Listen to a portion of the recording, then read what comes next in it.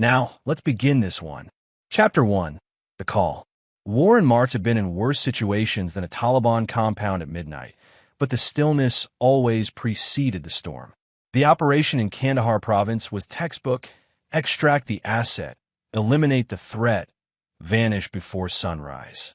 20 years in special operations had taught him to trust his instincts, and right now, every nerve screamed that something was wrong.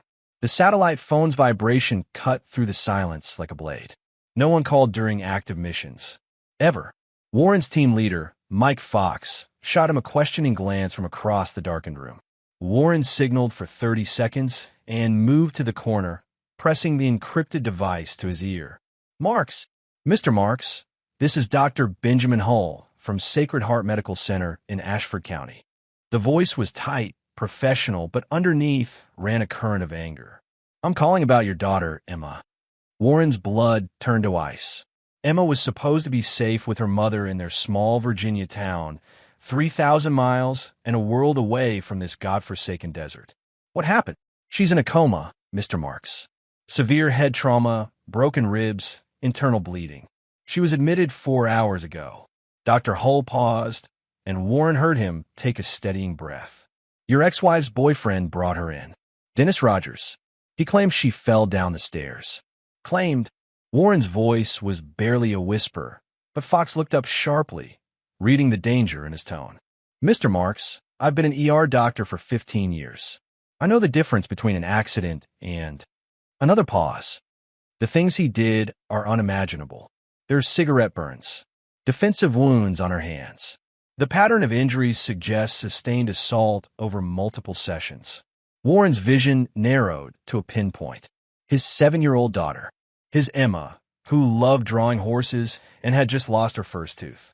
The girl who video called him every Sunday with stories about school, who still slept with the stuffed bear he'd given her before his last deployment.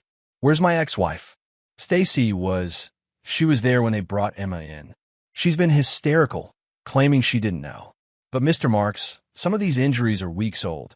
The words landed like physical blows. Weeks. Stacy had known, or should have known, and done nothing. I called the sheriff's department immediately. Dr. Hull continued, his voice dropping. They sent someone to take a statement. But then Sheriff Floyd Poole showed up personally, and suddenly it's just an unfortunate accident. No report filed. They're saying Emma's injuries are consistent with a bad fall. They're covering for him. Why would they do that? Because Dennis Rogers is Mayor Travis Rogers' son. The mayor owns half this county, the hospital board, the police commission, the courthouse. 3 months ago, a nurse reported suspicious bruises on a child linked to Dennis. That nurse doesn't work here anymore. People are terrified. Warren's hands were steady as he checked his watch, but inside, something ancient and merciless was waking up. The part of him that had made him valuable to the government, the part that could look at a target and see nothing but an objective. Dr. Hull, thank you for calling me. Can you keep Emma stable? She's in intensive care. The next 48 hours are critical. Mr. Marks, I need you to understand something. Legally, my hands are tied. The official report will say accident. But I pulled her x-rays, documented everything before they could be altered. I'm violating about 6 hospital policies right now, but I couldn't just... Understand. I'll be there in 36 hours. Warren ended the call and stood motionless for 10 seconds, processing, compartmentalizing. Then he turned to Fox. I need immediate extraction. Family emergency. Fox nodded once. Give me 20 minutes to coordinate with command. What do you need? A flight to Virginia and a clean slate after that. Done. Fox studied him with the practiced eye of someone who'd served alongside Warren for 5 years. This is the one you told me about? Your daughter? Yes. Then you don't need to say anything else. I'll handle the paperwork. This mission's over for you, brother. You got a new one. Warren moved through the darkness of the compound, gathering his gear with mechanical precision. His mind was already 3 steps ahead, calculating angles, identifying weaknesses. Dennis Rogers had made the fatal mistake of thinking he was untouchable, that the mayor's name and a corrupt sheriff created an impenetrable shield. They didn't know who Warren Marks was, what he'd done in places that didn't officially exist, the things he was capable of when someone threatened his family. As the helicopter lifted off 90 minutes later, Warren stared at the receding lights of Kandahar. Dr. Hull had said there was nothing they could do legally. That was fine. Warren had never much cared for legality anyway. Chapter 2. Homecoming. The hospital's fluorescent lights felt alien after months in the desert. Warren moved through the corridors of Sacred Heart Medical Center with the controlled urgency of a man who'd navigated war zones, his presence drawing nervous glances from staff who recognized the dangerous purpose in his stride. Dr. Benjamin Hull met him outside the ICU, a compact man in his 40s with sharp eyes and the bearing of someone who'd learned to trust his instincts. He extended his hand, his grip firm and brief. "Mr. Marks, Emma's stable, but still unconscious. I need to prepare you." "Show me." The doctor led him through security doors into a sterile room dominated by machines that beeped and hissed with mechanical life. Warren stopped at the threshold, forcing himself to look. His daughter lay small and broken in the hospital bed, her face a canvas of purple and yellow bruises. Tubes ran from her arms, a ventilator covered half her face, and Warren could see the edge of bandages peeking from beneath the thin hospital gown. She looked impossibly fragile, impossibly young. Warren's training kicked in, the ability to observe without emotion that had kept him alive through countless operations. He cataloged the injuries with cold precision. The swelling around her left eye, the way her arm was positioned to protect cracked ribs, before pumping fluids and medications into her small body. Subdural hematoma, 3 broken ribs, punctured lung, fractured ulna, Dr. Hull said quietly. Cigarette burns on her back and arms, some infected, suggesting they're at least a week old. Bruising in various stages of healing across her torso and legs. Pattern. Defensive wounds here. Hull gestured to Emma's forearms. She tried to protect herself. The head trauma came from blunt force. I'd say a closed fist based on the impact pattern. The ribs were likely kicks. Someone held her down while. He stopped, his jaw clenching. "I have a daughter her age, Mr. Marks. This was torture." Warren moved to Emma's bedside, his hand hovering over hers before making contact, careful of the foreline. Her small fingers were cold. "When will she wake up?" "If she wakes up, the next week will tell us. The brain swelling is our primary concern. We're monitoring for seizures. Even if she recovers." Hull trailed off. "Say it. There may be permanent damage. Memory loss, motor function impairment, psychological trauma. Mr. Marks, he beat a 7-year-old child badly enough that we're not sure she'll ever be the same." Warren's grip on the bed rail tightened until his knuckles went white, the only outward sign of the rage building behind his carefully neutral expression. "You said you documented everything." Hull glanced at the doorway, then moved to close it. From his coat pocket, he produced a USB drive. "Complete medical workup, x-rays, photographs, my personal notes. Everything that proves this wasn't an accident. I've been practicing medicine for 15 years, and I've never broken protocol like this. But I've also never seen the system so thoroughly compromised." Warren pocketed the drive. "Tell me about Dennis Rogers. 28, never held a real job. Lives in a house his father bought him on Lakeside Drive. He's been arrested twice, once for assault outside a bar, once for a DUI, but both charges vanished. Mayor Rogers has deep pockets and deeper connections. Dennis dates your ex-wife Stacy for 4 months, moves in 3 weeks ago. And my daughter? According to the nurses, Stacy brought Emma to the ER twice before this. Minor injuries, always explained as accidents. We suspected abuse, but with no official documentation." Hull spread his hands helplessly. "And then last night, Dennis carried her in claiming she'd fallen. She was unconscious, barely breathing. He smelled like alcohol and showed no remorse. Actually seemed annoyed by the inconvenience. Where's Stacy now? She was here until this morning, crying and making scenes. Then Mayor Rogers' attorney arrived, a man named Stuart Lloyd, and suddenly she stopped talking to anyone except through legal counsel. She left 2 hours before you arrived." Warren pulled out his phone and tried Stacy's number. It went straight to voicemail. He tried her mother, Teresa Cohen, and got the same result. The silence told him everything. They'd been instructed to cut contact. The sheriff's report, Warren asked. Accidental fall, no charges filed. Sheriff Poole personally oversaw it. He and Mayor go back 30 years. Poole was Rogers' campaign manager before he became sheriff. Warren moved to the window overlooking the parking lot, his mind processing the information with tactical precision. The target, Dennis Rogers, was protected by multiple layers. His father's money and political power, corrupt sheriff, intimidated witnesses, and legal barriers. A conventional approach would fail. Good thing Warren had never been conventional. Dr. Hull, I need you to continue Emma's care and keep me updated on any changes. Can you do that? Of course. But Mr. Marks, whatever you're thinking, I'm not thinking anything except getting my daughter better. Warren's tone was flat, giving nothing away. Thank you for what you've done. Most people would have just filed the paperwork and moved on. Hull met his eyes. Most people didn't spend their careers patching up soldiers who'd seen too much. I know what you're really asking, and yes, I'll keep detailed records. Whatever happens next, you'll have the medical evidence. They shook hands again, an unspoken understanding passing between them. Warren took one last look at Emma, committing the image to memory, not to dwell on, but to fuel what came next. He had 36 hours before he was expected back on duty. Command had granted emergency leave, but there were limits even for operators. 36 hours to gather intelligence, identify weaknesses, and begin laying the groundwork for what would follow. His first stop was Stacy's house in the Pine Ridge neighborhood, a modest two-bedroom they'd bought together before the divorce. As Warren pulled up in his rental car, he noted the silver Lexus in the driveway. Dennis's car. According to the registration, he'd pulled up using contact from his old life.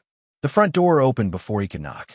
Stacy stood there, 32 years old, but looking older, her eyes red-rimmed and haunted. She'd lost weight since he'd last seen her, her clothes hanging loose.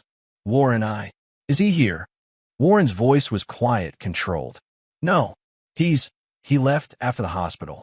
I haven't seen him since. Her voice cracked. Warren, I swear I didn't know it was this bad. The bruises, I thought she was just clumsy, and Dennis said, Don't. The single word stopped her cold. Don't insult our daughter's memory by pretending you didn't know what was happening under your own roof. She's not dead. Stacy's voice rose hysterically. Don't talk like she's dead. The doctors aren't sure she'll wake up. And if she does, she may never be the same. Warren stepped closer, and Stacy flinched. You let him into her life. You chose him over her safety. That's on you.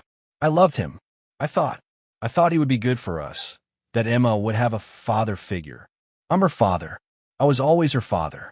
You kept her from me because I was deployed, because you wanted the divorce, and then you brought a monster into her home. Tears streamed down Stacy's face. I know. God, I know. I'm so sorry, Warren. I would take it all back if I could. But his lawyer said if I talked to the police, or you, or anyone, Dennis will claim I was part of it, that I knew and did nothing. They'll take Emma away from me forever. You should lose her. You failed to protect her. Please. Stacy grabbed his arm, and Warren looked down at her hand like it was something diseased. Please help me. Help us. I'll do anything. Warren pulled away. Where's Dennis now? I don't know. He won't return my calls. His father's lawyer said I need to stay quiet, and everything will blow over. That the investigation is closed. It's not closed, Warren said. It's just beginning. He turned and walked back to his car, ignoring Stacy's sobs. As he drove away, his phone buzzed with a text from an unknown number. Heard you're back in town. Mayor wants to talk. Come to City Hall, 3 p.m. Come alone. Stuart Lloyd. Warren checked his watch. 2 hours. Plenty of time. He had some reconnaissance to do first. Chapter 3. The Lay of the Land.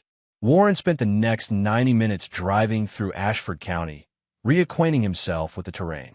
The small Virginia town of 15,000 hadn't changed much in the 3 years since the divorce. Same main street with its brick storefronts, same diner where he used to take Emma for pancakes, same woods surrounding the residential areas where he'd taught her to identify animal tracks. But underneath the small-town charm, Warren now saw the infrastructure of corruption. Mayor Travis Rogers' fingerprints were everywhere. Rogers' development signs dotted empty lots slated for construction. The new police station bore a plaque, dedicated by Mayor Travis Rogers, keeping Ashford safe. Even a hospital where Emma fought for her life had a wing named after the Rogers family. Warren parked outside the Ashford Gazette, the local newspaper housed in a converted Victorian home.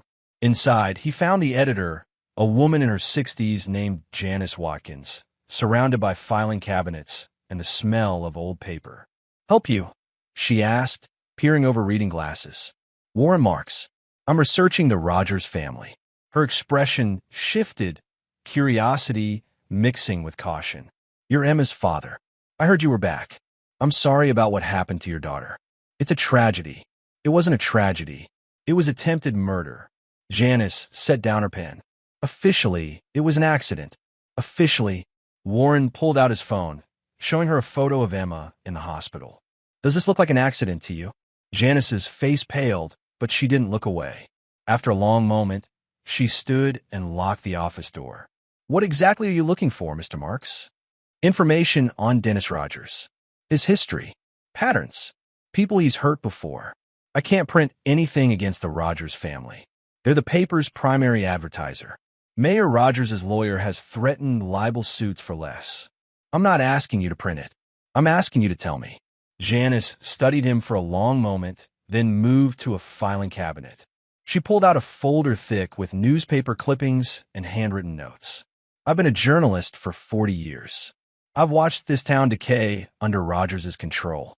But I've also watched people lose their jobs, their homes, even their freedom when they stood against him." She opened the folder. "This is everything I couldn't publish." The file was damning. Dennis Rogers had a history stretching back to high school. Allegations of assault, vandalism, drug dealing, all swept under the rug. 3 years ago, a woman named Christy Lake filed a restraining order against him, claiming he'd beaten her during their relationship. The order was granted, then mysteriously dismissed 2 weeks later. Christy left town shortly after. "What happened to her?" Warren asked. "Took a settlement from the Rogers family, signed an NDA, moved to North Carolina. I tried to interview her, but she refused to talk. Pure terror in her eyes." More recent entries detailed Dennis's escalating behavior. Bar fights, public intoxication, an incident where he'd allegedly thrown a bottle at a teenager who'd cut him off in traffic. Each time, Sheriff Floyd Poole had declined to press charges. Why doesn't anyone stand up to them? Because Mayor Rogers doesn't just have money, Mr. Marks. He has leverage. Poole's been sheriff for 20 years, and he's completely in Rogers' pocket. Rumor is Rogers covered up some scandal involving Poole's son years ago. The district attorney, Ross Adkins, is Rogers' former business partner. Half the town council owes their positions to Rogers' endorsement. It's a system designed to protect itself. Warren photographed every page of the file. "This woman, Christy Lake. Do you have her contact information?" Janice hesitated, then wrote down an address in Charlotte. "She won't talk. I tried. She doesn't have to talk. She just has to listen." Warren checked his watch. "I have a meeting at City Hall in 40 minutes. What should I expect?" "Mayor Rogers will try to intimidate you. Maybe offer money for medical expenses in exchange for your silence. He'll remind you that he has connections, that fighting him would be pointless. He's very good at making problems disappear." "Good." Warren stood, pocketing the address. "I want him confident, comfortable. Let him think I'm just another problem he can solve." Janice's eyes widened slightly. "Mr. Marks, whatever you're planning." "I'm not planning anything except being there for my daughter." He headed for the door, then paused. "But hypothetically, if someone were planning something, would it be worth documenting? For the historical record?" A slow smile crossed Janice's face. "Hypothetically, a journalist always documents everything, especially when she suspects a good story is about to break." Warren arrived at City Hall with 5 minutes to spare. The building was red brick and white columns, the kind of small-town architecture meant to project stability and tradition. Inside, a receptionist directed him to the 3rd floor, where Stuart Lloyd waited in a conference room. Lloyd was exactly what Warren expected. 50s, expensive suit, the kind of lawyer who specialized in making problems vanish rather than arguing cases in court. He stood as Warren entered, extending his hand. "Mr. Marks, thank you for coming." Mayor Rogers will join us momentarily. Can I get you coffee? Water? No. Lloyd's smile didn't waver. I understand you've had a difficult few days. Returning from overseas, your daughter's unfortunate accident. It wasn't an accident. The sheriff's report says otherwise. And given the circumstances, we thought it best to handle this matter delicately. The Rogers family would like to help with Emma's medical expenses. Hospital bills can be quite steep, and we understand you were between assignments when this occurred. How much? Lloyd's eyes gleamed. How much do you need? The door opened before Warren could respond. Mayor Travis Rogers entered with the confidence of a man who'd never been told no. He was 60, silver-haired, with the practiced charm of a career politician. But his eyes were cold, calculating. Mr. Marks, I'm sorry we're meeting under these circumstances. Rogers sat at the head of the table, Lloyd beside him. I wanted to speak with you personally about this tragic situation. Where's your son? Dennis is taking some time away. The incident upset him greatly. He's very fond of Emma. He put her in a coma. Rogers's expression didn't change. The official investigation determined it was an accidental fall. I understand as a father you want someone to blame, but accidents happen, especially with energetic children. Warren leaned back, forcing himself to appear calm. What exactly are you offering? Complete coverage of Emma's medical expenses, current and future. We're talking about significant money, Mr. Marks. If she requires long-term care, therapy, specialized treatment, we'll handle all of it. Additionally, a trust fund for her education and future needs. $500,000 available immediately. In exchange for your understanding that this was a terrible accident. No press statements, no social media, no attempts to pursue further investigation. You return to your military obligations, we take care of Emma, and everyone moves forward. Warren pretended to consider this. And if I don't accept? Lloyd spoke up. Then you're looking at a custody battle where Stacy's attorney will argue that your constant deployments and dangerous career make you an unfit parent. You'll be tied up in litigation for years while Emma's medical bills pile up. Meanwhile, any unwise actions on your part would result in criminal charges. Sheriff Poole takes threats against the Rogers family very seriously. Is that what I am? A threat. You're a trained killer, Mr. Marks, Rogers said bluntly. I've made some calls. 20 years in special operations, multiple tours in Iraq and Afghanistan, decorated for valor. You're exactly the kind of man who might do something reckless in a moment of grief. I'm offering you a way to avoid that. Warren met his eyes. You're offering me a way to keep quiet while your son walks away from attempted murder. My son didn't attempt murder. He's a troubled young man with some personal demons, yes. But he loved Stacy, and he cared for Emma. What happened was a tragic accident made worse by alcohol and poor judgment. He's entering treatment as we speak. Treatment. Warren's voice was flat. A private facility in Montana. 6 months minimum. He'll get the help he needs, far from temptation. When he returns, he'll be a changed man. Warren stood. I need time to think about your offer. Of course. Rogers smiled. You have 48 hours. After that, the offer expires, and things become much more complicated. Sheriff Poole is prepared to file harassment charges if you approach Dennis or attempt any vigilante nonsense. And Mr. Marks? I've protected my family from far more dangerous men than you. Don't make the mistake of thinking military training makes you special in the civilian world. Warren headed for the door, then turned back. Mayor Rogers, I have one question. When you look at your son, do you see a man, or do you see a reflection of yourself? Rogers' smile faded. Get out of my building. Warren left City Hall and sat in his car for 5 minutes, letting the rage settle into cold determination. They thought they had all the angles covered. Money, legal threats, political power, corrupt law enforcement. A comprehensive system designed to be impenetrable. But Warren had spent 2 decades finding ways into impenetrable places. His phone buzzed with a text from Dr. Hull. Emma's vitals improving slightly. Still unconscious, but stable. I'll keep you updated. Warren started the car and headed out of town toward the address Janice had given him. Christie Lake in Charlotte was 3 hours away. He'd be back by midnight. The trap was already forming in his mind, pieces clicking into place. Mayor Rogers had made his first mistake by assuming Warren would approach this conventionally. His second mistake was thinking that 48 hours wasn't enough time. Warren had taken down terrorist cells in less. As he merged onto the highway, he made a call to Mike Fox. "Brother," Fox answered. "How's your daughter?" "Stable. I need a favor." "Off the books." "Name it." "I need information on a private facility in Montana that treats affluent addicts. Find out which one Dennis Rogers is heading to." "And Mike, I need it in 24 hours. You planning something stupid?" "I'm planning something smart." "There's a difference." Fox was quiet for a moment. "All right, I'll see what I can dig up. But Warren, whatever you're about to do, make sure you're okay with the consequences." "I've been okay with consequences since I was 20 years old." Warren ended the call and focused on the road ahead. By the time he returned to Ashford County tonight, he'd have another piece of the puzzle, another thread to pull. And Dennis Rogers, sitting in his safe little treatment facility, would never see it coming. Chapter 4, Building the Case. Christy Lake's apartment in Charlotte was on the third floor of a converted warehouse, the kind of place young professionals rented when they wanted exposed brick and couldn't afford much else.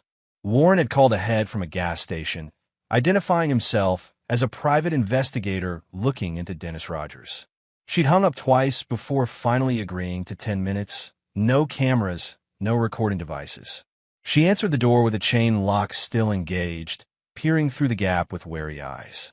26 years old, blonde hair pulled back, wearing yoga pants and an oversized sweater that looked designed to hide her frame. The haunted look Janice had mentioned was still there 3 years later. "You're not what I expected," she said. "What did you expect?" "Someone sleazy. Someone who tried to buy information or threaten me." She studied him through the gap. "You look like you've seen combat." "I have. May I come in?" Christy hesitated, then unlatched the chain. Her apartment was sparse. Minimal furniture, boxes still unpacked in the corner like she was ready to run at a moment's notice. On the wall, Warren noticed a framed photograph of a younger Christy with a horse, smiling broadly. The contrast with the woman before him now was stark. "I can't talk about Dennis," she said immediately. "I signed papers. The Rogers family paid me $50,000 for my silence. And if I break the NDA, they'll sue me for everything plus damages. I'd be bankrupt and probably in jail." "I'm not asking you to break your NDA," Warren said. "I just want you to listen." He pulled out his phone and showed her the photo of Emma in the hospital. Christy's hand went to her mouth, her eyes filling with tears. "That's my daughter. She's 7 years old. Dennis Rogers beat her so badly she may never wake up. And if she does, she may never be the same." "Oh, God." Christy sank onto her couch, staring at the photo. "I tried to warn them. When I heard he was dating someone with a kid, I tried to call the mother, but the Rogers' lawyer threatened me. Said any contact would violate the agreement." "I'm not asking you to testify or make a statement," Warren continued.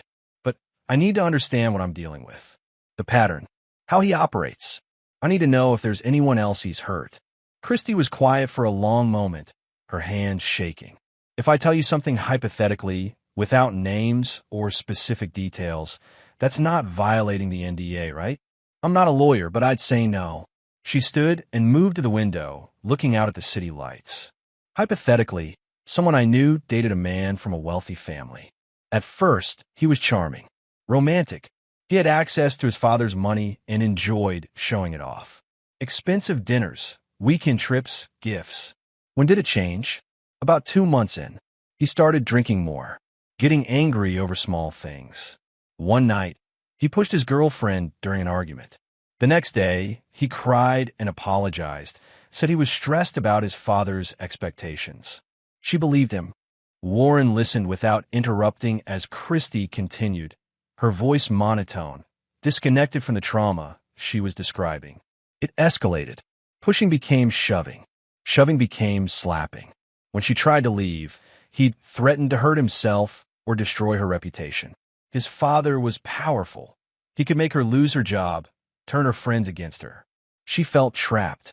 What finally made her leave? Christy turned to face him, and Warren saw the answer in her eyes before she spoke. He broke her arm, snapped it during an argument about her wanting to visit her family. She went to the hospital, and he followed, telling the doctors it was an accident. They believed him because of who his father was. But one doctor, a woman, pulled her aside and told her to run, that she'd seen this pattern before with wealthy abusers. Did she file a police report? She tried. The sheriff himself took her statement, seemed sympathetic. Then nothing happened. A week later, the man's father's lawyer showed up with papers. They'd drop all harassment if she signed an NDA and left town. The alternative was a lawsuit claiming she'd extorted the family, plus criminal charges for filing a false report. Warren's jaw clenched. The same playbook repeated. Did anyone else come forward? There were others. Rumors. But the family made them disappear. Money, threats, relocations. This family has been doing this for years. The father enables his son because he's the golden child, the only heir to the family empire. Hypothetically, Warren said carefully, if someone wanted to stop this man, really stop him, what would they need? Christie met his eyes. Evidence that couldn't be bought or buried. Multiple witnesses willing to testify regardless of threats. And someone powerful enough that the family's money and connections didn't matter. She paused. Or someone who didn't care about playing by the rules anymore. Warren stood. Thank you for your time. Mr. Marks? Christie followed him to the door. I know what you're thinking. I thought the same things. But these people are untouchable. They've spent decades building walls around themselves. You go after them, and you'll lose everything. Your career, your freedom, maybe your life. Is revenge worth that? It's not revenge, Warren said quietly. It's justice. And someone has to stand up to them, or they'll keep hurting people. He drove back to Ashford County, as the sun set, processing the information. Christie's story confirmed what he'd already suspected. Dennis Rogers was a serial abuser protected by his father's power. The pattern was clear, the motivation understood. But patterns could be disrupted, and power had vulnerabilities. His phone rang as he crossed back into Virginia. Mike Fox. Got your information? Fox said. Dennis Rogers checked into Serenity Hills in Missoula, Montana, 2 days ago. Private facility, costs $20,000 a week, caters to celebrities and wealthy addicts. Very discreet, very secure. Security details? Gated entrance, 12-foot fence, security patrols. But here's the interesting part. They allow supervised outings for residents in good standing. Hiking, shopping, restaurant visits. It's meant to feel less like imprisonment. Most residents are there voluntarily and aren't considered flight risks. So Dennis can leave the facility with supervision. After 2 weeks of good behavior, yeah. They want patients to practice sobriety in real-world settings. Very progressive, very expensive, very exploitable. Warren smiled grimly. Mike, I owe you. No, you don't. We're square. But Warren? Whatever you're planning, don't tell me. I don't want to know. Understood. Thanks, brother. Back in Ashford County, Warren checked into a motel on the outskirts of town, a bland single-story building that took cash and didn't ask questions. He spread his notes across the cheap desk. Dr. Hull's medical files, Janice's documentation, Christie's account, the information on Serenity Hills. The puzzle was taking shape. Dennis Rogers thought he was safe in Montana, protected by distance and his father's arrangements.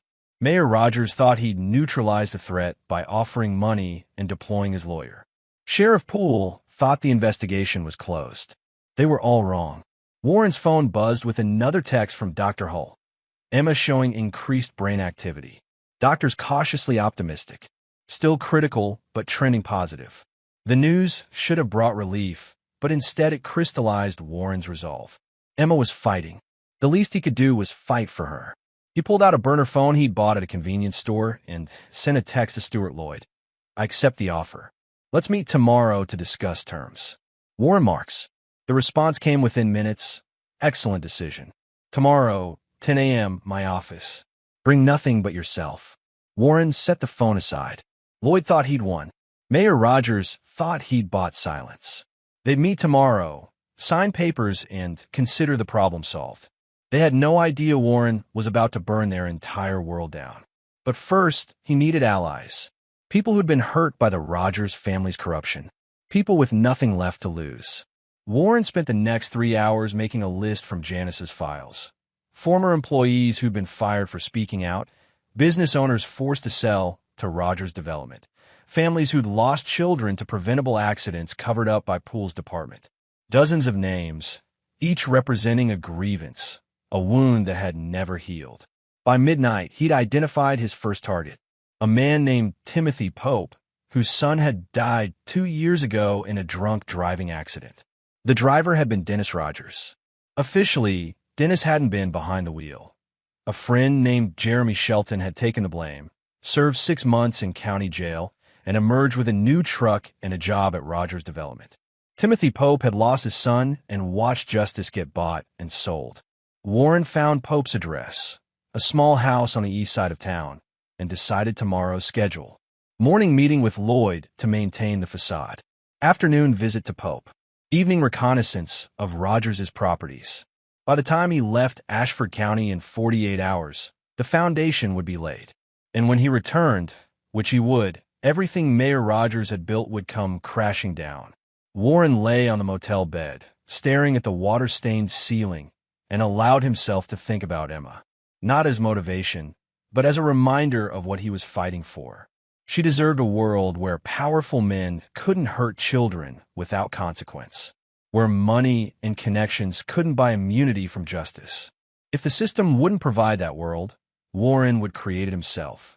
One destroyed life at a time. Chapter 5, The Alliance. Stuart Lloyd's office occupied the top floor of a converted bank building downtown, all mahogany paneling and leather chairs designed to intimidate clients into compliance. Warren arrived exactly at 10 a.m., dressed in civilian clothes that concealed the tactical knife at his ankle and the compact recorder in his jacket pocket. Lloyd greeted him with a smile that didn't reach his eyes. "Mr. Marks, please sit. I have the paperwork prepared. This is a standard non-disclosure agreement with an attached settlement. You'll note the Rogers family's generosity, $500,000 immediately, plus all medical expenses for Emma's lifetime." Warren skimmed the document. It was exactly what he'd expected. Comprehensive legal language that essentially bought his silence and waived any future claims against Dennis or the Rogers family. There was even a clause requiring him to make a public statement describing the incident as accidental. "This clause about public statements," Warren said. "You want me to lie to the media. We want you to acknowledge reality, Mr. Marks. The sheriff's investigation concluded it was an accident. We're simply asking you to support the official finding." "And if new evidence emerges?" Lloyd's smile tightened. "What new evidence could there be? The investigation is closed. This agreement ensures it stays closed." Warren picked up the pen, holding it poised over the signature line. He let the silence stretch, watching Lloyd's confidence grow. Then he set the pen down. "I need to pray about this decision. 24 hours. Lloyd's mask slipped slightly. "Mr. Marks, the mayor was very clear. 48 hours total, and you've already used up more than half. Time is running out. Then I'll have my answer by tomorrow morning. 10 a.m. Warren stood. "I assume that's acceptable?" "Of course." Lloyd's tone suggested it was anything but. "But Mr. Marks, I'd advise you not to do anything foolish in the interim. Sheriff Poole has been monitoring your movements. Any contact with Dennis Rogers or attempts to harass the family will void this offer and result in immediate legal action." "Understood. I'll be at the hospital with my daughter." Warren left the office and drove directly to Sacred Heart Medical Center. He spent an hour at Emma's bedside, talking to her about nothing in particular, stories from his deployments, memories of their time together, promises about what they'd do when she woke up. The doctors said coma patients could sometimes hear their loved ones. Warren chose to believe it. Dr. Hull found him there around noon. "She's improving, slowly but steadily. The swelling is decreasing. If the trajectory continues, we might try reducing sedation in a few days. Can I do anything to help?" "Keep talking to her. Play music she likes. Make her want to come back." Hull paused. "Mr. Marks, there are people asking questions about you. Police stopped by this morning, asking if you'd made any threats or showed signs of instability. What did you tell them?" "That you're a concerned father visiting his critically injured daughter." "Which is the truth?" Hull met his eyes. "But I also told them I'd notify them if I had any concerns about your mental state." So whatever you're planning, be careful. Warren nodded and left the hospital around 1 p.m. He drove to the east side of town, to Timothy Pope's modest ranch house with its overgrown lawn and American flag hanging at half-mast. A pickup truck sat in the driveway, rust spreading across the wheel wells. Pope answered the door on the third knock, a man in his 50s with a weathered face and suspicious eyes. "Whatever you're selling, I'm not buying." "Mr. Pope, my name is Warren Marks. My daughter is Emma." "I heard about that. I'm sorry for what happened to your little girl. But if you're here collecting for medical expenses, I'm here because Dennis Rogers put my daughter in a coma, and the same system that protected him when he killed your son is protecting him now." Pope's expression hardened. "You should leave. Your son was Jake, 17 years old. He died 2 years ago when the car he was riding in crashed into a tree. The driver was supposedly Jeremy Shelton, who claimed to be drunk. But it was really Dennis Rogers behind the wheel, wasn't it?" Pope's hand tightened on the door frame. "I don't know what you're talking about." Jake's girlfriend, Trina McGrath, was at the party that night. She told her parents it was Dennis driving, but they were too scared to come forward. Shelton took a plea deal, served 6 months, and came out with a new life courtesy of the Rogers family. You knew this was wrong, but there was nothing you could do. You need to leave. Now, what if there was something we could do? Warren kept his voice level, non-threatening. What if we could make sure Dennis Rogers finally faced consequences for what he's done? Pope stared at him for a long moment, anger warring with hope in his eyes. Finally, he stepped back. 5 minutes. Inside, the house was a shrine to loss. Photographs of Jake Pope covered the walls. School pictures, sports teams, a boy with his whole life ahead of him. Pope sat in a worn recliner, gesturing for Warren to take the couch. "After Jake died, I tried everything," Pope said. "I hired a lawyer, tried to get a proper investigation. Mayor Rogers' people threatened to sue me for slander. Sheriff Poole told me I was too grief-stricken to think clearly, that I should accept the official findings and move on. When I went to the newspaper, suddenly my job at the lumber yard got outsourced to a Rogers development company. I lost my house. My wife left me because I wouldn't let it go. Do you still have the evidence?" "What evidence?" "The police report says Shelton was driving. The accident reconstruction supports that. Every witness has been paid off or scared off. It's airtight." Warren leaned forward. "But you know the truth. And Trina McGrath knows the truth. What if I told you there's a way to make people listen?" "Ow!" "The Rogers family owns this town. For now. But every system has weaknesses. Every powerful man makes mistakes. Dennis Rogers' mistake was hurting my daughter. His father's mistake was thinking money and lawyers could make me go away." Pope studied him with new interest. "You're military. Special operations. I've spent 20 years removing people who thought they were untouchable. This is America, not Afghanistan. You can't just make Dennis Rogers disappear." "I don't want him to disappear," Warren said. "I want him destroyed. I want his father to watch everything he built crumble. I want Sheriff Poole and Stuart Lloyd and everyone who enabled them to face justice. But I can't do it alone. What do you need from me?" "Your story. Trina McGrath's contact information. Any evidence you collected that might not have made it into the official record. And most importantly, your willingness to go public when the time comes." Pope was quiet for a long time. "They'll come after me again. Sue me, threaten me, maybe worse. They'll try. But if we do this right, they'll be too busy fighting for their own survival to worry about you." Warren pulled out a business card with his burner phone number. "Think about it. If you decide you want to help, call me. But Mr. Pope, this offer expires in 48 hours. Pope took the card, turning it over in his calloused hands. "Why 48 hours? Because that's how long before I leave town again. And when I come back, I'm bringing a reckoning with me." Warren left and spent the rest of the afternoon conducting reconnaissance. He drove past Dennis Rogers' house on Lakeside Drive, noting the security system and relative isolation. He surveyed the Rogers development offices, the mayor's home, Sheriff Poole Station. He memorized routes, camera positions, potential vulnerabilities. Around 6 p.m., his burner phone rang. "Timothy Pope." "I'm in," Pope said. "Not for revenge. For justice. Jake deserves that much." "Good. I need you to contact Trina McGrath. Don't tell her anything specific. Just ask if she'd be willing to talk to someone about the night Jake died. Can you do that? She's married now, moved to Richmond. But yeah, I can reach out. Do it tonight. Time is critical. Warren's next call was to Janice Watkins. I need you to start writing a story. Don't publish it yet, but have it ready. Everything you've collected on the Rogers family. The corruption, the cover-ups, Dennis's history. I'm going to give you more sources. Mr. Marks, if I publish this without ironclad proof, they'll destroy me. You'll have proof. I promise you that. But Janice? When this breaks, it needs to break everywhere at once. Local newspaper, state media, national outlets. Can you coordinate that? If the story is solid enough, yes. Investigative journalists dream of this kind of expose. It will be solid. Keep your phone close. As night fell, Warren returned to his motel and reviewed his progress. In 24 hours, he'd confirmed Dennis's location, established the pattern of abuse, recruited 2 allies, and maintained his cover with Lloyd. The pieces were moving into position. His phone buzzed. Mike Fox, calling on a secure line.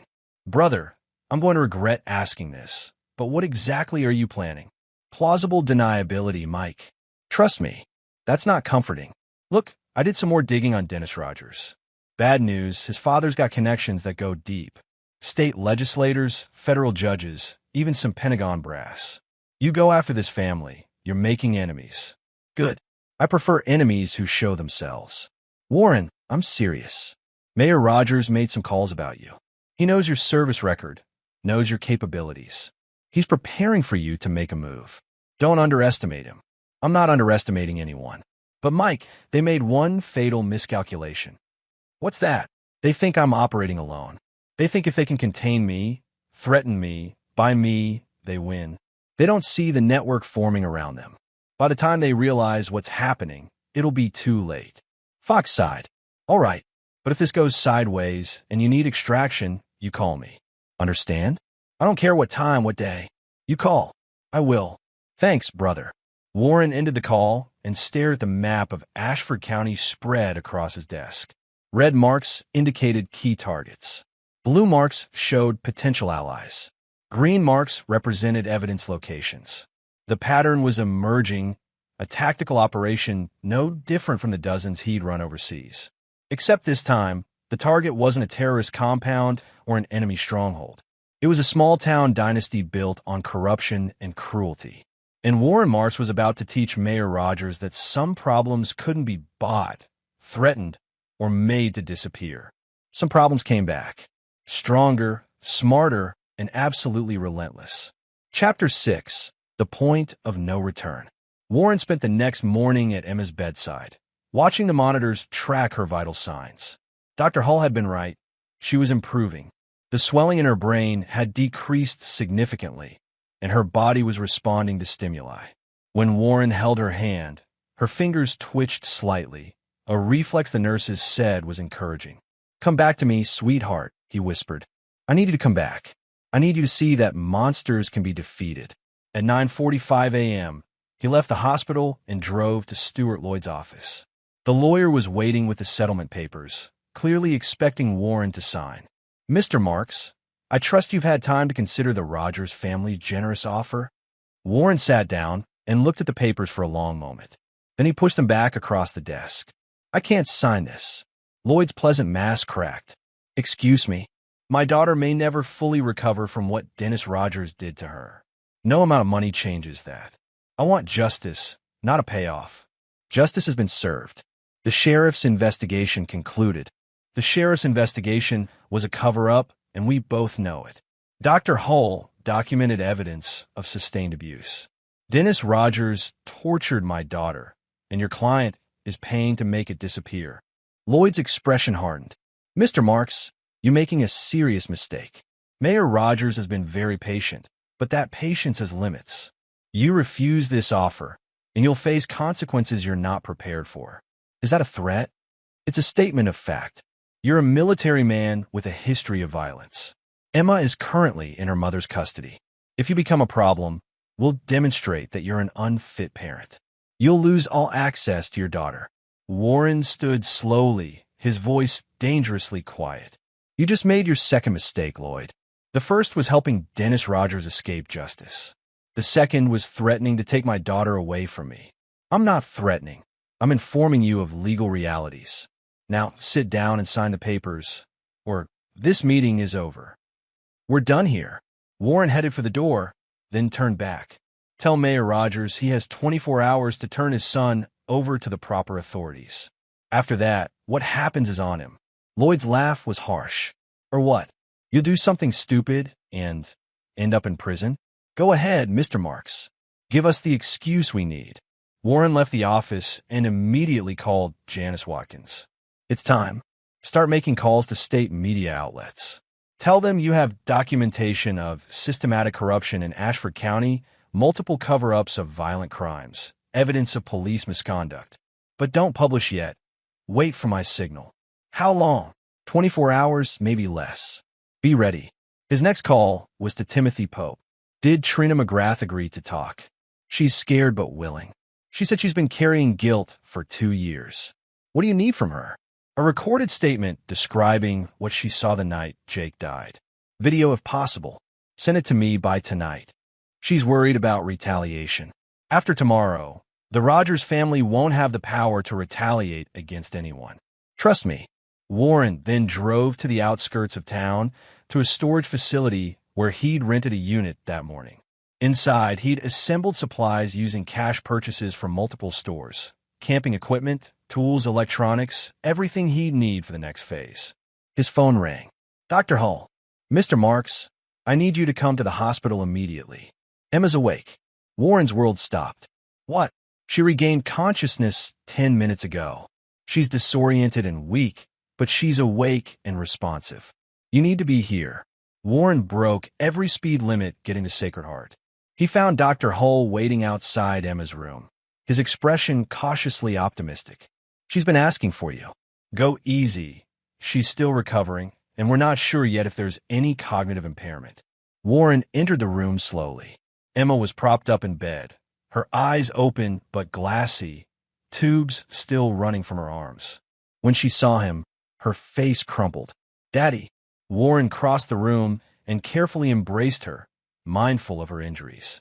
I'm here, baby. I'm right here. It hurts. Her voice was small, frightened. Everything hurts. I know. The doctors are helping. You're going to be okay. Emma's grip on his arm tightened. Dennis hurt me. He said if I told anyone, he'd hurt Mommy too. I tried to be quiet, but she started crying, and Warren held her as gently as possible, rage building behind his careful composure. You don't have to be quiet anymore. He can't hurt you or your mother. I promise. Dr. Hull entered with a nurse, conducting a quick neurological assessment. Emma could move all her limbs, answer basic questions, and recognize familiar faces. The prognosis was better than anyone had dared hope. She'd need physical therapy and counseling, but the damage wasn't permanent. After the medical team left, Warren sat beside Emma's bed. Sweetheart, I need you to tell me what happened. When did Dennis start hurting you? Emma's voice was halting, punctuated by tears. A few weeks after he moved in. He got mad because I spilled juice. He grabbed my arm really hard and twisted it. He said if I cried, he'd give me something to really cry about. Did you tell your mother? I tried, but Dennis was always there. And when he wasn't, he made me promise not to tell. He said it was our secret. She looked up at Warren with eyes too old for her age. I was scared, Daddy. I'm sorry I didn't tell you. You have nothing to be sorry for. This is not your fault. Do you understand? Nothing that happened was your fault. Warren stayed with Emma for 2 more hours until she fell into an exhausted sleep. In the hallway, Dr. Hull was waiting with a police officer, not Sheriff Poole, but a young deputy named Max Larson who looked uncomfortable. Mr. Marks, I need to take a statement from Emma about her injuries, Larson said. Sheriff Poole said it's standard procedure. Not without my lawyer present and Emma being strong enough to handle it. She just woke up from a coma. I understand, but, Deputy, are you really here to take her statement, or are you here to assess if she's going to contradict the official story? Larson's face flushed. Sheriff Poole said, Sheriff Poole is corrupt and complicit in covering up child abuse. If you're here to intimidate my daughter or manipulate her testimony, you can tell Poole he can go to hell. Mr. Marks, I'm just following orders. Then maybe you should think about whose orders you're following. Warren stepped closer, his voice dropping. You took an oath to protect people. Emma is a 7-year-old girl who was tortured by Dennis Rogers. Are you really going to help cover that up? Larson looked away. I'll tell the sheriff that Emma's not ready to give a statement. That's all I can do. That's all I'm asking. After Larson left, Dr. Hull said, You're burning bridges, Mr. Marks. Poole will come after you for that. Let him try. I'm done playing nice. Warren pulled out his phone and called Mike Fox. Mike, I need that favor now. Emma's awake, and she confirmed Dennis Rogers abused her. I need you to find someone at the state attorney general's office who isn't in Rogers' pocket. Someone who'd be interested in prosecuting a major corruption case. I might know someone.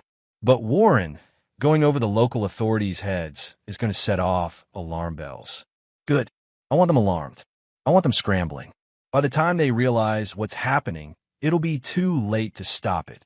Warren ended the call and headed to his car. His phone buzzed with a text from Timothy Pope. Got Trina's statement. Video attached. She's scared but wants to help. Warren downloaded the video and watched Trina McGrath, now 21 and married, describe the night Jake Pope died. She was clear, detailed, and credible. Dennis Rogers had been driving drunk, crashed the car, then pressured Jeremy Shelton to take the blame in exchange for money and protection. It was the first domino. Warren needed more. He spent the afternoon tracking down other victims from Janice's files. A bartender named Benny Winters who'd been fired after refusing to serve Dennis on credit. A teacher named Carmen Horn, whose allegations about Dennis threatening students had been dismissed. A mechanic named Derek Robinson who'd witnessed Dennis vandalize property and been pressured to stay quiet. Each conversation followed the same pattern. Initial resistance, then cautious cooperation once Warren explained what he was building. Not everyone agreed to help, but enough did. By evening, he had statements from 5 additional witnesses, all describing the Rogers family's pattern of corruption and intimidation. As the sun set, Warren's burner phone rang. An unknown number. Mr. Marks, this is Sarah Chun from the Virginia Attorney General's office. A mutual friend suggested I give you a call. Mike Fox, among others. He said you have evidence of official misconduct in Ashford County.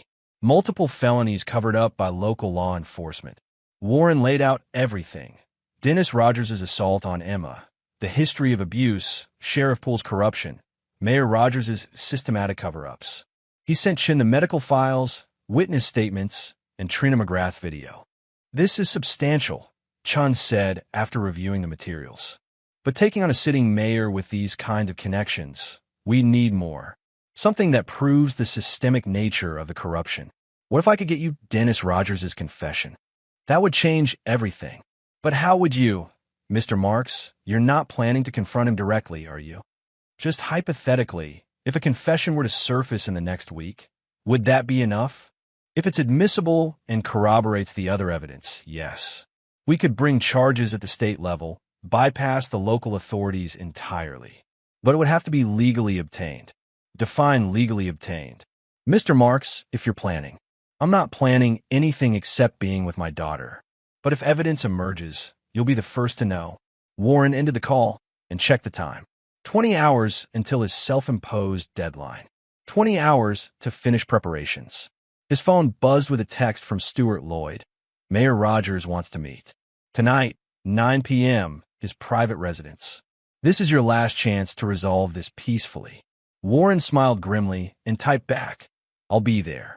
He spent the next few hours finalizing his preparations.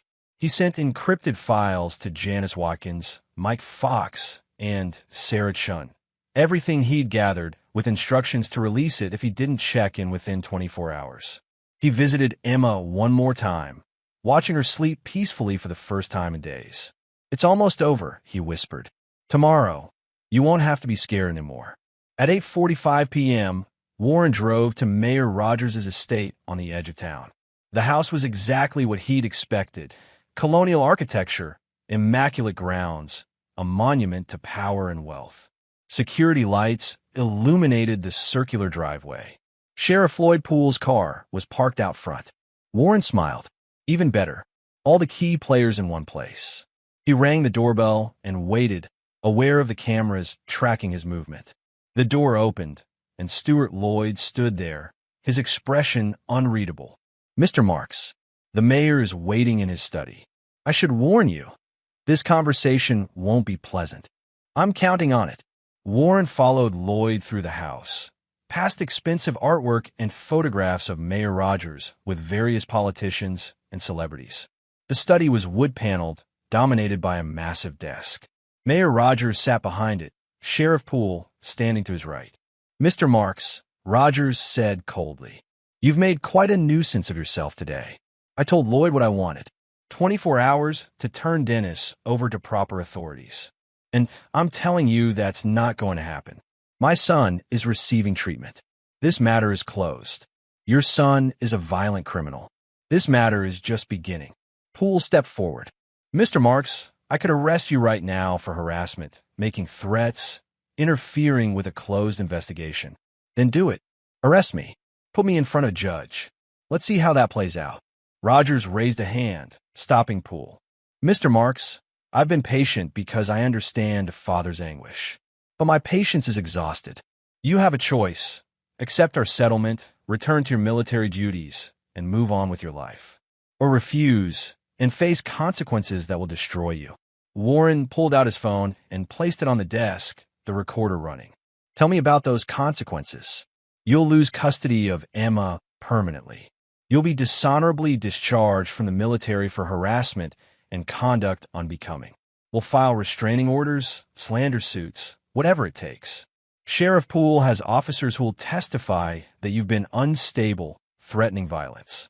Your life, as you know it, will end. And if I make your son's crimes public, if I go to the state authorities..." Rogers' smile was cold. "Then you'll learn that state authorities can be reasoned with just like local ones. You're out of your depth, Mr. Marks. Men like you think because you can fight a war, you understand power. But power isn't about strength. It's about connections, leverage, knowing where the bodies are buried. I've been building that power for 40 years. You've been home for 3 days." Warren stood slowly. "You're right about one thing, Mayor. I don't understand your kind of power, but I understand justice. And I understand that every system has a breaking point. You've pushed people for years, and they've been too scared to push back. But you made a mistake when you went after my daughter. We didn't go after your daughter. Dennis had an unfortunate lapse in judgment. Dennis tortured Emma for weeks while your money and Sheriff Poole's corruption let it happen. That ends now." Poole moved toward Warren. "That sounds like a threat. Mayor, I think we should place Mr. Marks under arrest for disturbing the peace." "Go ahead," Warren said calmly. "Arrest me. Put me in a cell. But ask yourself this. If I'm here, making threats in front of witnesses with no backup plan, what does that tell you?" Rogers' confidence flickered for the first time. "What are you saying?" "I'm saying you spent so much time thinking I'm the threat, you didn't notice the trap closing around you. By tomorrow morning, everything I've gathered, medical evidence, witness statements, documentation of your corruption, goes to the state attorney general, national media outlets, and federal authorities. You'll face investigations from agencies you can't buy or intimidate. You're bluffing." Warren smiled. "Am I? You have powerful friends, Mayor, but so do I. And mine are less interested in protecting corrupt politicians than yours are in protecting their reputations. Make your choice, cooperate with investigators willingly, or get dragged through a very public scandal. You have nothing. Hearsay and the ravings of a traumatized child. I have Emma's medical records documenting systematic abuse. I have testimony from victims your family has silenced. I have evidence of Sheriff Poole covering up multiple crimes. And tomorrow, I'll have Dennis Rogers' confession. You're not getting anywhere near my son. I don't need to get near him. He's going to come to me." Warren picked up his phone and headed for the door. Lloyd blocked his path. "You can't just leave," Lloyd said. "Watch me. You have until tomorrow at noon to do the right thing. After that, this goes wide, and you'll spend the rest of your lives in courtrooms." Warren pushed past Lloyd and walked out of the estate. His hands were shaking slightly, not from fear, but from adrenaline. He'd just declared war on the most powerful family in Ashford County. And unlike them, He was ready for the battle ahead. Chapter 7. The Trap Springs. Warren didn't go back to his motel.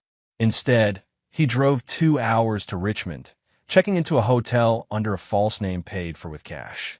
The Rogers family would be looking for him now, and he needed to stay unpredictable. At 11 p.m., his encrypted phone buzzed. Mike Fox. Brother, I just got a very interesting call from someone at the Pentagon asking about your service record and mental stability. Want to guess who requested the information? Mayor Rogers' office. You got it. They're building a case that you're unstable, dangerous, trying to get your security clearance revoked. Can they do that? Not easily, but they're working channels. Warren, they're playing for keeps now. Whatever you're planning, you need to move fast. I am. Mike, I need one more favor. Can you get a message to the commander at Serenity Hills in Montana? Tell him Dennis Rogers' father is under investigation for obstruction of justice and corruption. Tell him federal authorities may want to interview Dennis. That's going to cause a panic. That's the point. Dennis thinks he's safe in Montana. I want him scared. Scared people make mistakes. All right, but Warren, if this goes sideways, it won't. Trust me. Warren ended the call and spent the next 2 hours coordinating with his growing network. Janice Watkins had contacted 3 major newspapers and 2 TV networks. All were interested in the story, but needed time to verify sources. Sarah Chun at the Attorney General's office had opened a preliminary investigation, but needed more evidence to move forward. Everything hinged on the next 24 hours. At 2 a.m., Warren's burner phone rang. Unknown number. Mr. Marks? A young woman's voice, shaking. This is Deputy Max Larson's wife, Louise Kirk. Max gave me your number. He said you need to know something. What is it? Sheriff Poole held a meeting tonight with his senior deputies. They're planning to arrest you tomorrow on fabricated charges. They have statements from people claiming you threatened them, made suspicious purchases. They're going to say you're planning violence. Did Max participate in this? No. He's terrified. He took this job thinking he'd help people, but Sheriff Poole runs the department like a criminal enterprise. Anyone who questions him gets pushed out or worse. Max wanted to go to the state police, but he's afraid for our family. We have 2 kids, Mr. Marks. If Poole finds out Max talked to you, he won't. Tell Max I appreciate the warning, and tell him that by tomorrow afternoon, he won't have to be afraid of Poole anymore. How can you be so sure? Because I fought worse men than Floyd Poole, and they all made the same mistake. They underestimated the power of people who have nothing left to lose. Warren hung up and immediately called Sarah Chun. It's 2 a.m., Mr. Marks. Sheriff Poole is planning to arrest me tomorrow on false charges. I need your office to intervene. On what grounds? Obstruction of justice. Witness intimidation. If they arrest me, they'll bury the evidence I've gathered. You need to issue a stay or a protective order, something that prevents local law enforcement from interfering. Chun was quiet for a moment. I can get a judge to issue a temporary order preventing your arrest, pending investigation. But Mr. Marks, this burns our element of surprise. Poole will know we're looking into him. Good. Let him panic. Panic people make mistakes. You keep saying that. I hope you know what you're doing. So do I. At 7 a.m., Warren received the text he'd been waiting for. Mike Fox. Message delivered to Serenity Hills. Dennis Rogers is requesting immediate release and demanding to speak with his father. Facility is confused but cooperating. Warren smiled grimly. The trap was working. He drove back to Ashford County, stopping at a diner on the outskirts for breakfast. While eating, he monitored local police scanner traffic on an encrypted app. There was chatter about locating his vehicle, issuing an arrest warrant, increased patrols. Sheriff Poole was moving exactly as Warren had predicted. At 9 a.m., Warren's burner phone rang. Mayor Rogers himself. You've crossed the line, Marks. I have arrest warrants being issued as we speak. You'll be in custody by noon. On what charges? Terroristic threats, stalking, harassment. You threatened my family in front of witnesses. Sheriff Poole has statements from multiple sources. Then I'll see you in court, where, interestingly, all my evidence will become part of the public record. Rogers' voice dropped to a snarl. You think you're clever. You think you've outmaneuvered us. But you're about to learn. Mayor, check your phone. Sarah Chun from a state attorney general's office just sent you a letter. Read it carefully. The line went quiet. Warren waited, imagining Rogers opening the email, reading the official notice of investigation. The letter detailed preliminary findings of systematic corruption in Ashford County and warned against any attempts to obstruct justice or intimidate witnesses. "This is harassment," Rogers finally said, but his voice had lost its confidence. "Political persecution. It's justice, something your family has avoided for too long. You have a choice: cooperate or fight and lose everything. Your call." Warren hung up and drove to Sacred Heart Medical Center. Emma was awake, doing better each hour. Stacy was there, sitting in the corner looking haggard. "Warren, I'm so sorry," she said immediately. "For everything. I should have protected her. I should have. Not now, Stacy. We'll talk later." He turned to Emma. "How are you feeling, sweetheart?" "Tired. Dr. Hull says I can maybe go home in a few days." She hesitated. "Will Dennis be there?" "No. Dennis will never be anywhere near you again. I promise." After spending an hour with Emma, Warren's phone buzzed. "Timothy Pope, Rogers's people just showed up at my house asking questions. They're threatening me with legal action if I don't retract my statement about Jake." Warren called him immediately. "Don't retract anything. They're desperate. Stay strong. They said they'll sue me for defamation. Let them try. By tonight, they won't have the resources or credibility to sue anyone." Similar texts came from other witnesses throughout the morning. The Rogers family was scrambling, trying to intimidate people into silence. But Warren had prepared for this. Each witness had been given Sarah Chin's direct line and instructions to report any threats. By 11 a.m., Chin's office had documentation of at least 6 instances of witness tampering, federal crimes that even Mayor Rogers couldn't easily dismiss. At noon, Warren's burner phone rang again. This time, it was Dennis Rogers himself, calling from Montana. "You fucking psycho," Dennis snarled. "You think you can come after me? After my family?" "Dennis, I've been waiting for you to call. My lawyer says you're spreading lies about me, that you're trying to destroy my reputation because you're unstable. It's not going to work. My father has lawyers that will bury you. Your father's lawyers are currently dealing with a state investigation. And your reputation? You destroyed it yourself when you torture my daughter." "I didn't torture anyone. She fell down the stairs. It was an accident." "Then why did you run to Montana?" "I want to get help. I have problems with alcohol, and I'm dealing with them. That doesn't make me a criminal." Warren smiled.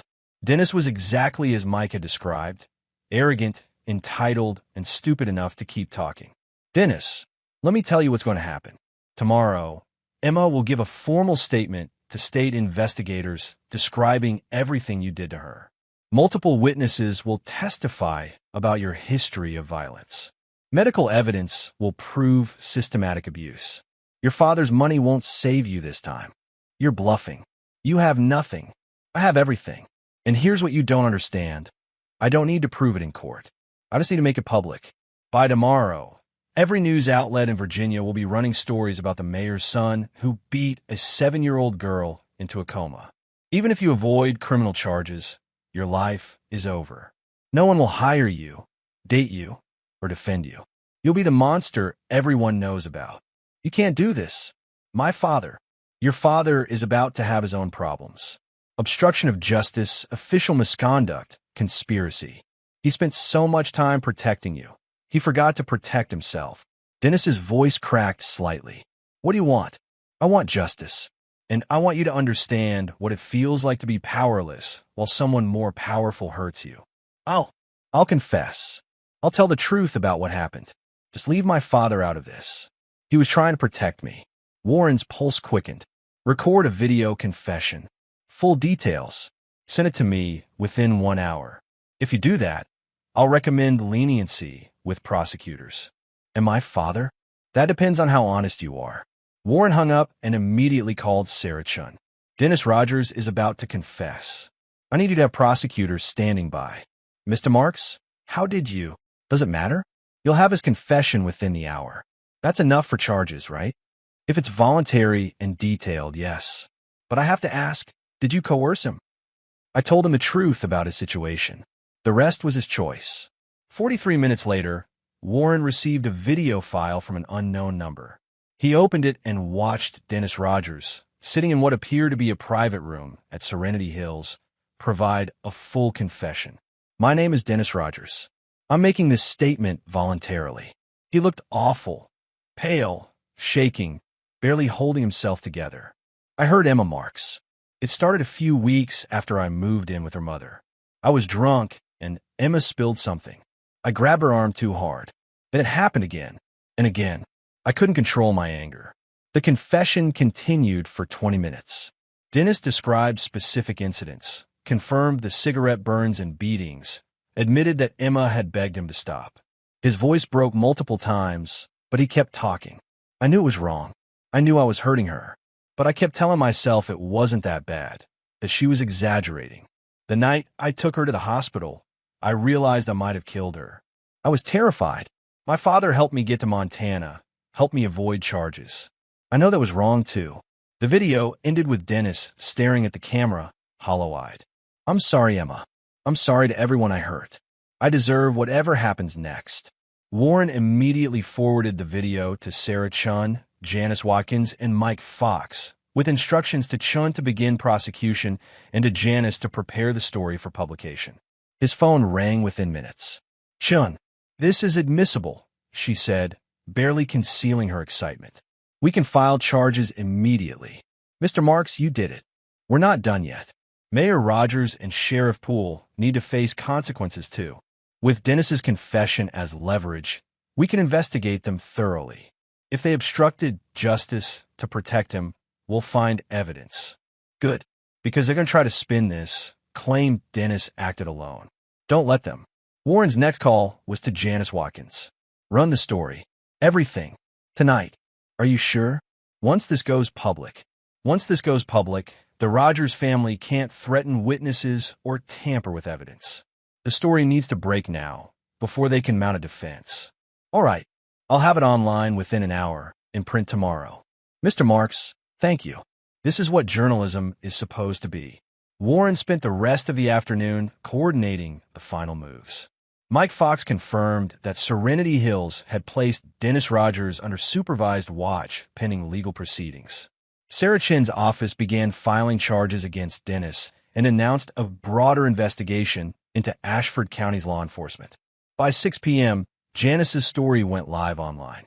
The headline, "Mayor's son confesses to abusing child while father and sheriff covered up crime." The response was immediate and explosive. State media picked up the story within minutes. Social media erupted with outrage. News vans descended on Ashford County.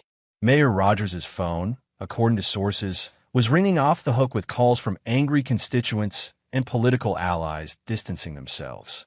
At 8 p.m., Warren's phone rang. "Stuart Lloyd, you've destroyed us," Lloyd said flatly. "The mayor wants to negotiate." "Too late for negotiations. Mr. Marks, please. Mayor Rogers is willing to resign. He'll cooperate fully with investigators. Just stop. You've won. I haven't won anything. Justice is just beginning. Tell your client to prepare for a very long legal battle." Warren hung up and drove to Sacred Heart Medical Center one final time that day. Emma was asleep, Stacy sitting beside her bed watching the news on her phone. "It's everywhere," Stacy said quietly. "Everyone knows what Dennis did. Why let happen? You'll have to answer for that. But right now, Emma needs her mother. Be better." Warren sat beside his daughter's bed, watching her breathe easily for the first time since he had arrived home. She looked peaceful now, the monitors showing strong vital signs. "It's over, sweetheart," he whispered. "The monster's locked up. You're safe." But even as he said it, Warren knew it wasn't quite over. There is still one more piece to move. Chapter 8, Reckoning. The next 72 hours passed in a whirlwind of activity. State investigators descended on Ashford County like a conquering army. Sheriff Floyd Poole was placed on administrative leave pending investigation. Mayor Rogers held a press conference announcing his resignation, his voice trembling as reporters shouted questions about his role in covering up his son's crimes. Stuart Lloyd's law office was raided, documents seized. Dennis Rogers was extradited from Montana to face charges of aggravated assault, child abuse, and multiple counts of battery. The bail hearing became a media circus, with protesters outside the courthouse demanding justice. Warren watched it all unfold from the hospital, staying close to Emma as she continued recovering. Dr. Benjamin Hull was cautiously optimistic about her prognosis. The physical injuries were healing well, though the psychological trauma would require years of therapy. "She's resilient," Hull told Warren on the fourth day. "Kids are more resilient than we give them credit for. With proper support, she can recover from this. I'll make sure she has everything she needs." On the fifth day, Warren received a call from Sarah Chun. "We need you to come to the state attorney's office in Richmond. There are some developments you should know about."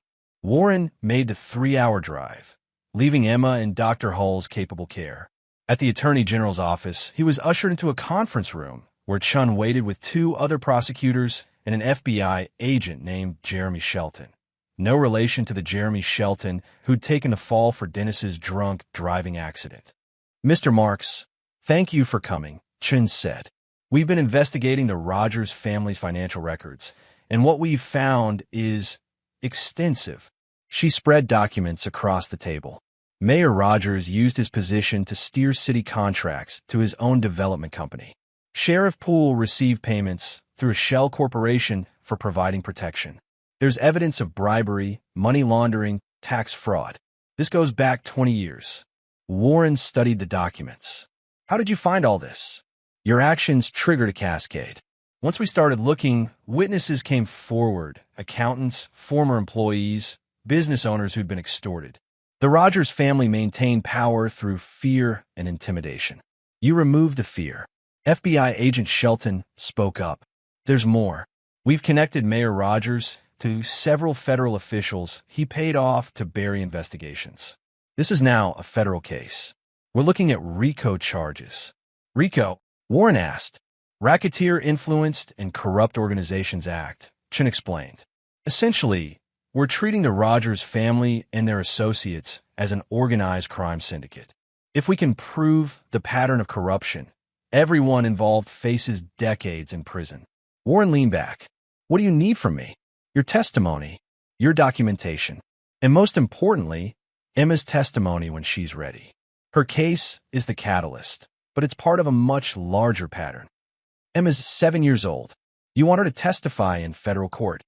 Not immediately, but eventually, yes. Her story humanizes this case. Without it, this is just financial crimes and abstract corruption. With it, we can show the real harm these people caused." Warren was quiet for a long moment. "I'll testify. I'll provide everything I have. But Emma only testifies if her doctors approve, and only if she wants to. She's been through enough." "Fair enough," Chin said. "Mr. Marks, I want you to understand something. What you did, forcing this case into the open, gathering evidence, protecting witnesses, most people would have given up or taken the money. You didn't. You've given us a chance to clean up a thoroughly corrupt system. I did it for my daughter. I know, but the impact goes beyond her. Timothy Pope will get justice for his son. Christy Lake can stop looking over her shoulder. Dozens of families who were victimized by the Rogers machine can finally speak up. You started something bigger than one case." As Warren drove back to Ashford County, he reflected on Chin's words. He'd started this seeking justice for Emma. Somewhere along the way, it had become about something larger, exposing a system that protected the powerful while crushing everyone else. His phone rang. "Mike Fox. Brother, you're all over the news. Decorated veteran takes down corrupt mayor. You're a folk hero." "I'm not a hero, Mike. I'm just a father who refused to let his daughter's abuser walk free. Sometimes that's what heroes are. Look, I want to give you a heads up.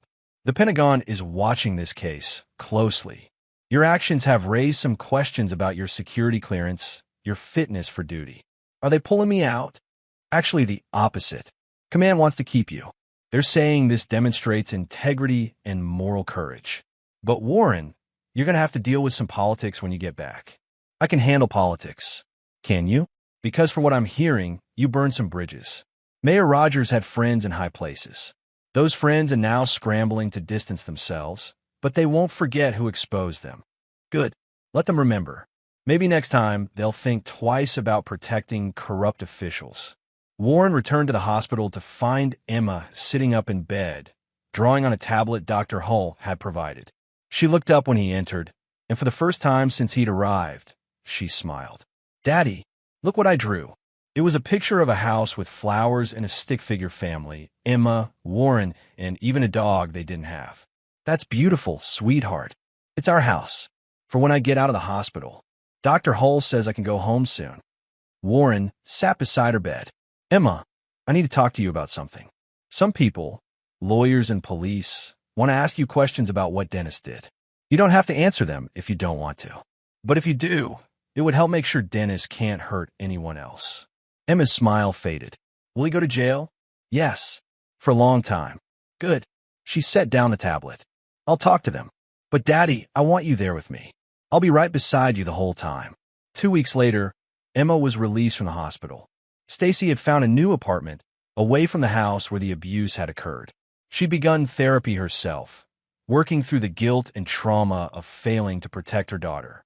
Warren extended his emergency leave and rented an apartment near Emma's new home.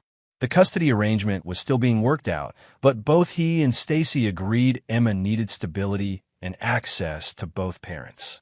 Dennis Rogers' trial was scheduled for 6 months out. His confession had simplified the prosecution's case significantly. Meanwhile, Mayor Rogers and Sheriff Poole faced their own trials on corruption and obstruction charges. Timothy Pope reached out to Warren one evening. "I wanted to say thank you." The prosecutor reopened Jake's case. They're investigating Jeremy Shelton for perjury and the Rogers family for conspiracy. It won't bring Jake back, but at least people will know the truth. "I'm glad I could help." "You did more than help. You did what no one else would. You stood up to them." Warren thought about that after hanging up. He'd stood up to plenty of dangerous people over his career: terrorists, warlords, enemy combatants.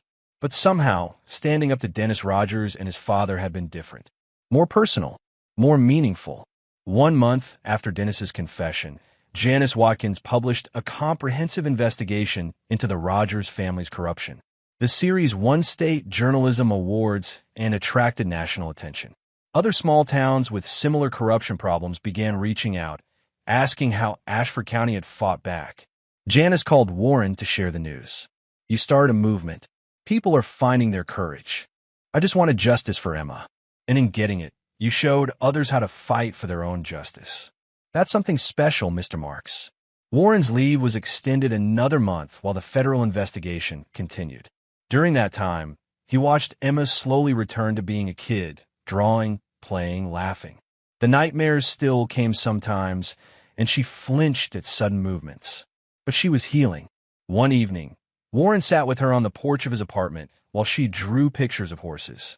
"Daddy," Emma said suddenly, "when you were away fighting bad guys, were you scared?" "Sometimes. But you did it anyway?" "Yes, because the bad guys needed to be stopped." Emma nodded seriously. "Dennis was a bad guy, but you stopped him too." "I did, and he's never going to hurt you or anyone else again." "Good." She returned to her drawing, then looked up again. "Daddy, do you have to go back to fighting the overseas bad guys?" Warren considered the question carefully. His leave couldn't last forever. Eventually, he'd have to return to active duty or make a choice about his career. But for now, Emma needed him here. "Not for a while yet. I'm right where I need to be." Emma smiled and leaned against his arm. "I'm glad you're home." "Me too, sweetheart." "Me too." As the sun set over Ashford County, Warren thought about the journey from that satellite phone call in Kandahar to this quiet moment on a porch with his daughter. He'd expected to come home to tragedy and revenge. Instead, he'd found something more important: justice, healing, and hope. The Rogers family's empire was crumbling. Sheriff Poole was facing federal charges. Witnesses who'd been silenced for years were finally speaking up. And Emma, against all odds, was going to be okay. Warren had spent 20 years learning how to destroy targets. But in the end, the most important thing he'd learned was simpler: how to protect the people who mattered, and how to make sure the monsters who hurt them paid the price. Chapter 9, New Beginnings.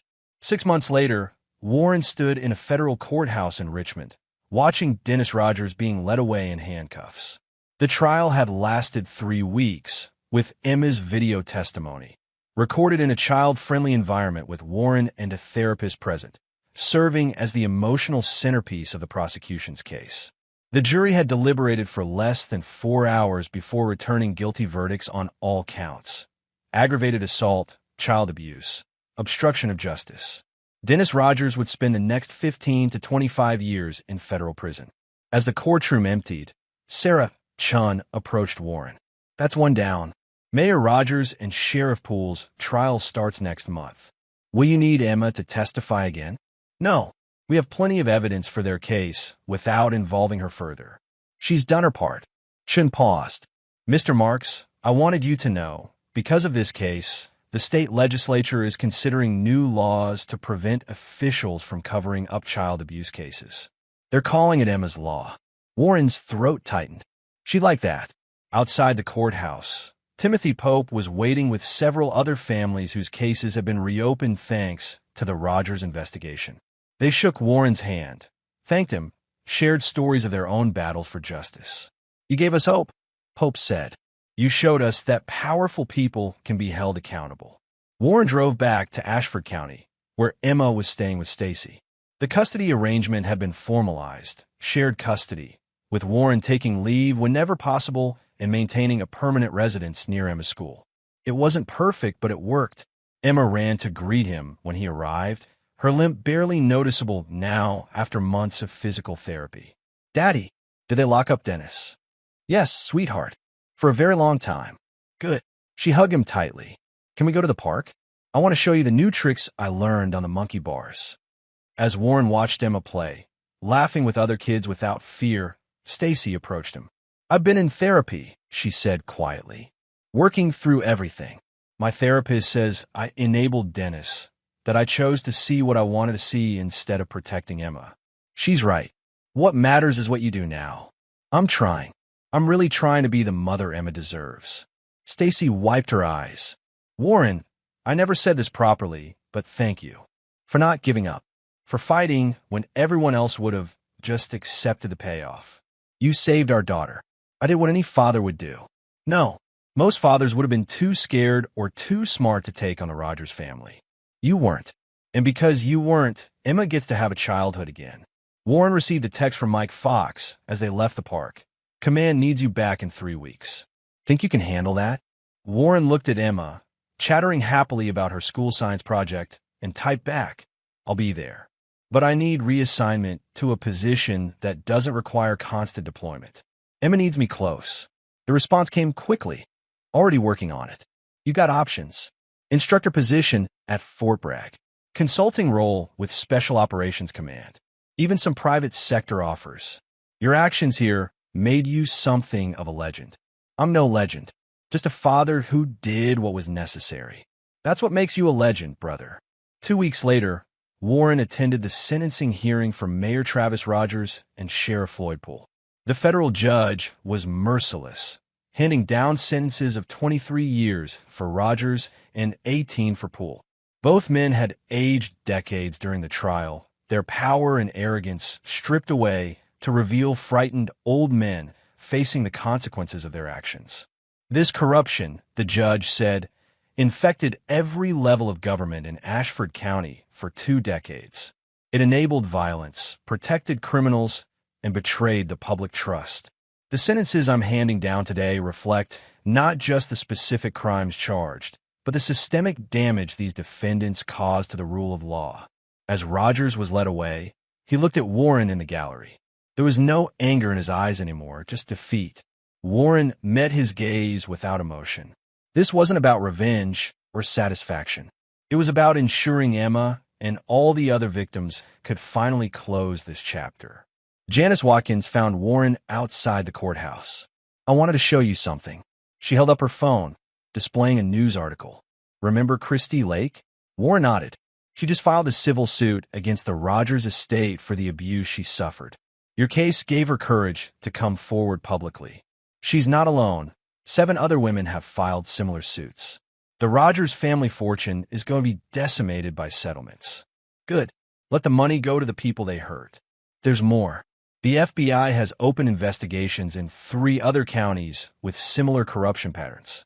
Powerful families who thought they were untouchable are suddenly facing scrutiny. You started a domino effect, Mr. Marks. Warren thought about that as he drove home. He'd come back to Ashford County seeking justice for one little girl.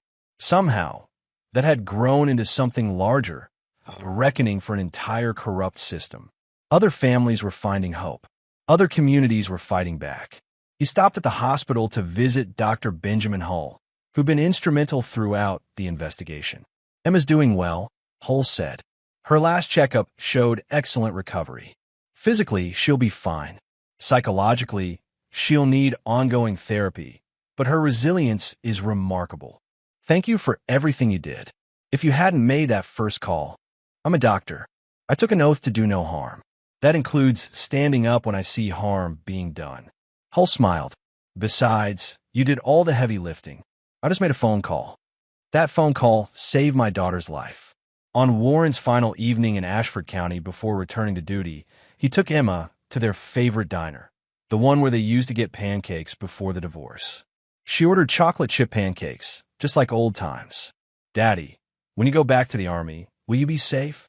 I'll be safe, and I won't be deploying overseas anymore. I'll be teaching other soldiers, so I can come home every night. Really? Emma's face lit up. You'll be here, not in Ashford, but close. Fort Bragg, 2 hours away. I can visit every weekend. Emma processed this. And Dennis can't hurt me anymore? Never. He's in prison, and he's staying there. Good. She took a bite of pancakes. Daddy, my therapist says I'm brave because I told the truth about what Dennis did. Am I brave? Warren's eyes stung. You're the bravest person I know. Braver than you? Much braver. I fight bad guys with weapons and training. You fought bad guys with just your voice and your truth. That takes real courage. Emma smiled, satisfied with this answer. As they finished their meal, Warren marveled at her resilience.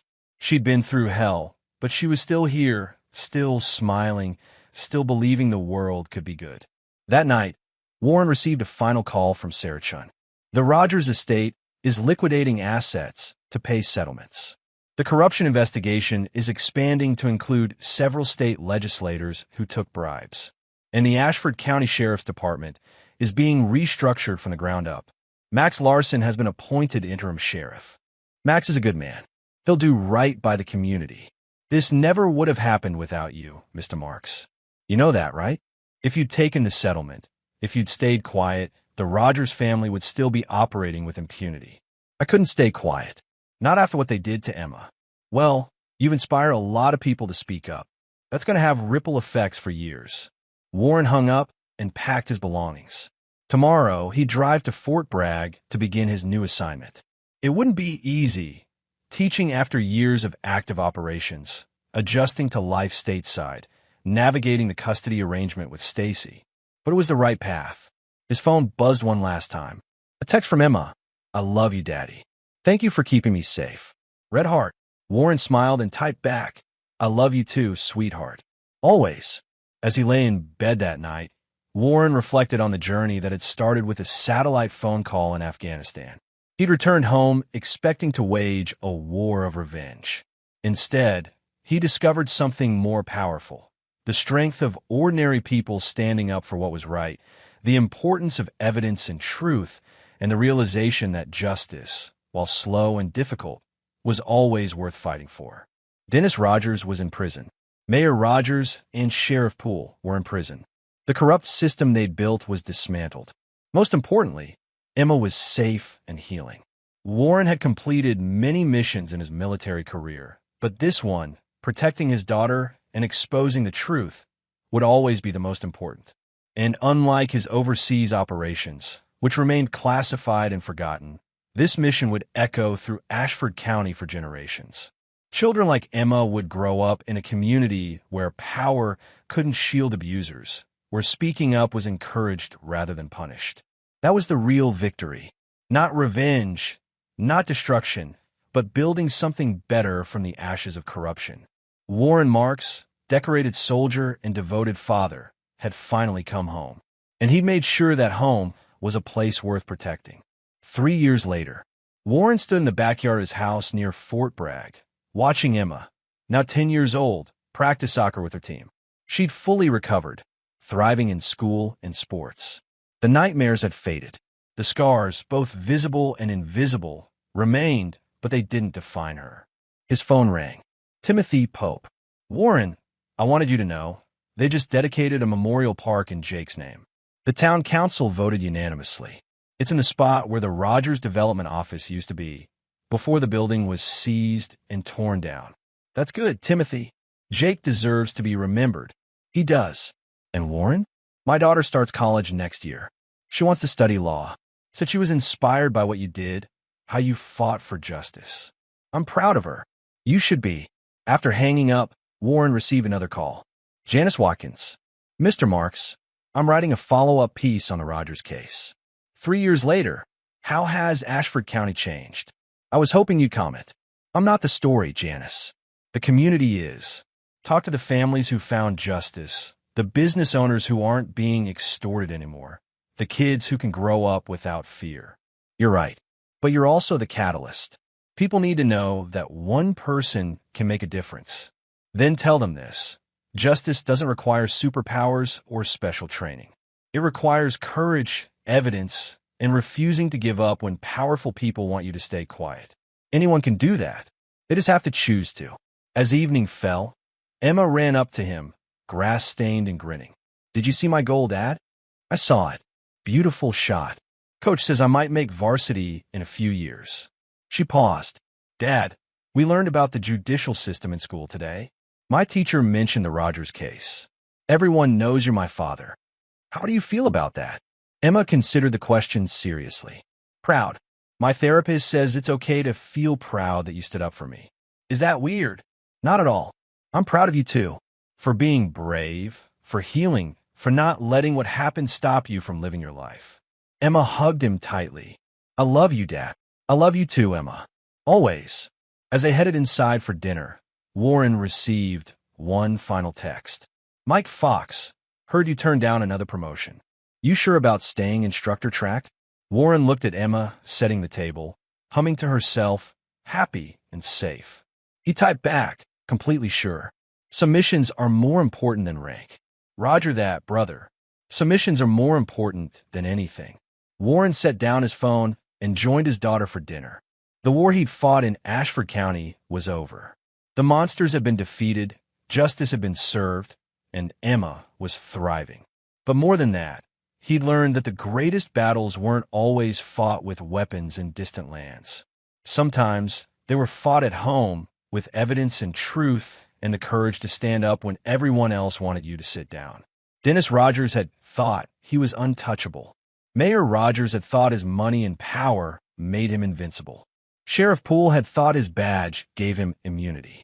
They'd all learned differently, because in the end, no amount of power, money, or connections could stand against a father protecting his daughter and a community finding its voice.